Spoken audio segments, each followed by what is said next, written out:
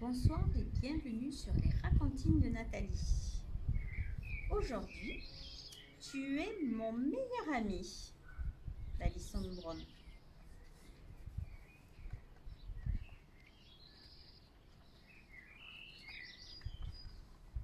Je suis heureux d'être ton ami car tu me mets de la joie dans ma vie. Chaque jour, j'ai hâte de te retrouver pour jouer à cache-cache et danser. J'aime te suivre près de la rivière pour écouter la cascade chanter. Je me sens libre comme l'air et heureux d'être à tes côtés. J'aime tout ce que nous partageons, toi et moi, car tu es l'ami le plus attentionné qu'il soit. J'adore la complicité qui nous unit. Il n'y a rien de plus précieux dans la vie. Tu m'apprends à être curieux et tu me fais découvrir de nouveaux jeux. Tu t'amuses souvent à me taquiner, mais je peux tout te pardonner. Quand tu me serres fort contre toi, je sens mon cœur qui se remplit de joie. Lorsque je suis triste, parce que le temps est gris, tu me fais tellement rire que j'en oublie la pluie. Tu m'entraînes dans des aventures un peu folles et tu es si drôle que mon chagrin s'envole. Grâce à toi, j'imagine que le ciel est bleu et plus rien ne me rend malheureux. Quand on se regarde, les yeux dans les yeux, je me dis qu'on est vraiment deux amis chanceux.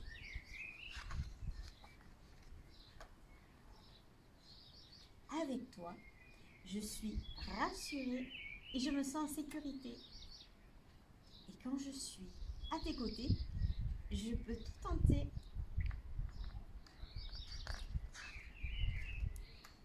Je sais que nous ne quitterons jamais, car rien ne me rend plus heureux que ton amitié.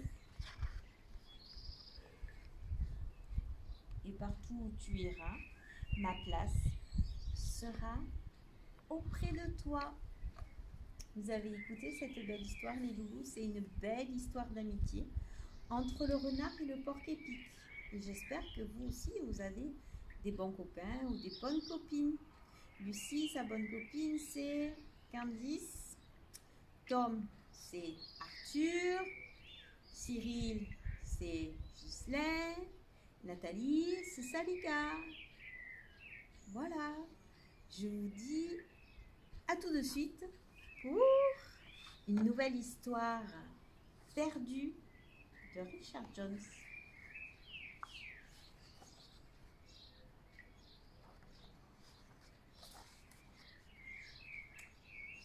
Ce soir-là, le ciel était sombre et les gémissements du vent se mêlaient à ceux de Perdu. Perdu était un petit chien solitaire qui n'avait nulle part où aller et qui ne possédait rien à part son foulard rouge. La pluie tombait sur sa fourrure noire de nuit et sous ses pattes, l'herbe était glacée. Perdu suivait des yeux la chute d'une feuille à travers les airs. Il la regarda se poser sur l'eau dans un murmure. La feuille se mit à danser, tournant et ondulant dans le courant. Cette feuille a trouvé sa place, songea Perdu. Et moi? Il décida de suivre la feuille qui dérivait à travers les champs, à travers les bois, à travers l'herbe rase et l'herbe haute. La nuit s'estompa, le noir devint bleu et le soleil commença à briller. Brusquement, le doux ruisseau accéléra sa course et s'éloigna de Perdu, emportant la feuille hors de vue. Sous ses pattes, le sol changea.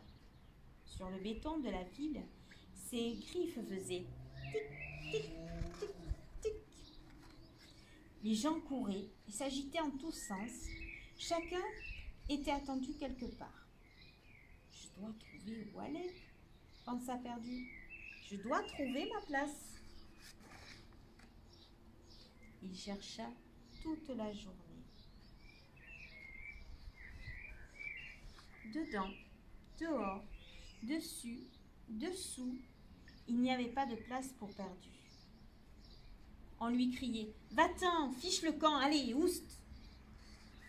Pauvre Perdu, ses pattes étaient si fatiguées, ses coussinets meurtris. Son estomac grondait et gémissait. Il avait faim. Voilà que les gens se mirent à grogner et à aboyer sur Perdu. « Viens, chien, regarde ce que tu as fait !» Perdu sentit dans son dos la vitre froide contre sa fourrure. Il n'avait nulle part où aller. Il se recroquevilla et trembla jusqu'à ce que, effrayé, il gronda à son tour. Effrayé, il grogna. Effrayé, il aboya. « Quel horrible animal !» crièrent alors les gens. « Sauve-toi, cours, ne t'arrête pas !»